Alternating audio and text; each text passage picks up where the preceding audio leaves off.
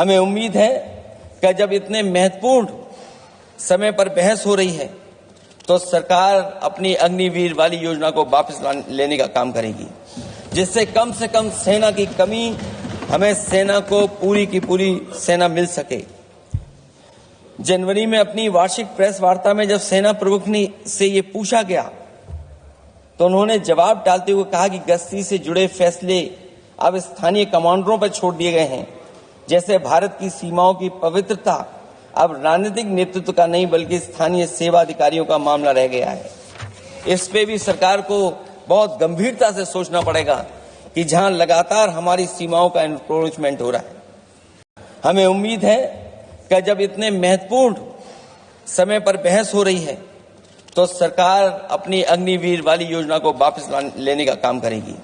जो भारत का जो डिफेंस का बजट है, जो 1.9% ऑफ द जीडीपी है, इसको बढ़ाया जाए, इसको 3% किया जाए और वहीं अग्निवीर जैसी योजना। जय हिंद दोस्तों, मेरे चैनल डिफेंस डिस्कशन में आप सभी का स्वागत है। दोस्तों, मानसून सत्र संसद के अंदर चल रहा है और तमाम सांसद ऑपरेशन सिंदूर पर, डोनाल्ड ट्रंप पर, सीज फायर पर, कुछ सांसद तो समोसों पर भी चर्चा कर रहे हैं कि समोसे के रेट जो हैं वो 5 स्टार होटल में अलग हैं, ढाबे में अलग हैं, फुटपाथ पे अलग हैं, तो सबका हर समोसे का रेट जो है एक जैसा होना चाहिए। चलिए, जिसके दिमाग में जो आया वो बातचीत कर रहा है, लेकिन इसी बीच सपा नेता या कहें यूपी के पूर्व मुख्यमंत्री अखिलेश यादव की पत्नी और माननीय सांसद डिंपल यादव ने अग्निवीर का मुद्दा उठाया और मोदी सरकार से कहा कि आप अग्निवीर स्कीम को खत्म क्यों नहीं कर रहे हैं, आने वाले वक्त में आपको इस स्कीम को खत्म करना होगा। और मैं बड़ा हैरान था, लगातार मैं 4-5 दिन तक संसद की कार्रवाई को सुनता रहा। बहुत सारे सांसद, कोई भी अग्निवीर को टच नहीं करना चाहता है, अग्निवीर के मुद्दे को उठाना नहीं चाहता है, बोलना नहीं चाहता है, ना जाने क्यों। लेकिन चलिए, डिंपल यादव ने, सांसद डिंपल यादव ने एक हिम्मत की, एक आईना मोदी सरकार को दिखाया और बहुत कम, अब मुझे लगता है कि बहुत कम लोग बचे हैं जो अग्निवीर के मुद्दे को उठा रहे हैं, जिन्हें लगता है कि यह स्कीम ठीक नहीं है देश के लिए। और उनमें शायद एक मैं भी मौजूद हूं जो लगातार अग्निवीर की बात उठा रहे हैं। और मुझे लगता है कि देश के नेताओं को, खासकर सत्ता पक्ष नहीं तो विपक्ष के नेताओं को, हर संसद का सत्र जब हो तब वो उठें और अग्निवीर के मुद्दे को उठाएं और भारत सरकार को, खासकर मोदी सरकार को ये बताएं कि आपकी जो ये स्कीम है वो देश के युवाओं के साथ मजाक है और देश की सुरक्षा के साथ खिलवाड़ है। लेकिन ना जाने क्यों विपक्ष के नेता भी चुप हैं। इसी बीच कुछ सवाल हैं अग्निवीर स्कीम को लेकर, जिनको लेकर हमने बातचीत भी की है जाने माने डिफेंस एक्सपर्ट्स के साथ। आप उनको सुनिए क्या वो कह रहे हैं। और बड़ा सवाल ये भी है कि जो सर ने कहा कि जब तक बीजेपी को वोट मिलते रहेंगे तब तक बीजेपी को कैसे लगेगा कि अग्निवीर स्कीम खराब है। बीजेपी, मैंने पहले भी आपसे कहा, वो पार्टी है जो सिर्फ वोट की चोट का दर्द समझती है। जब तक उन्हें सत्ता मिलती है उन्हें कोई फर्क नहीं पड़ता कि उनके फैसले लिए गए गलत हैं या सही हैं। सुनिए एक्सपर्ट क्या कह रहे हैं। सर जय हिंद, group captain UK Devnath sir, जय हिंद, बहुत बहुत शुक्रिया समय देने के लिए। Thank you sir. जय हिंद राजेश। माननीय सांसद हैं डिंपल यादव, अखिलेश यादव जी की पत्नी हैं। पूरी सदन संसद की कार्रवाई चल रही थी, लोकसभा में, राज्यसभा में, ऑपरेशन सिंदूर पर, राफेल पर, ना जाने किन किन मुद्दों पे चर्चा हुई। हमने भी सुना, अच्छा भी लगा। गृह मंत्री, प्रधानमंत्री, रक्षा मंत्री, विपक्ष के नेता, सबको सुना। लेकिन क्योंकि अखिलेश यादव की जो वाइफ है माननीय सांसद डिंपल यादव, वो एक फौजी की वाइफ, फौजी की बेटी हैं, तो उन्होंने अग्निवीर का मुद्दा उठाया, बड़ा अच्छा लगा। लेकिन दूसरे सांसदों के मुंह से ऐसा किसी से हमने सुना नहीं कि कोई अग्निवीर के मुद्दे पे चर्चा कर रहा हो। डिंपल यादव आई, उन्होंने कहा कि आपको अग्निवीर स्कीम को खत्म करना होगा।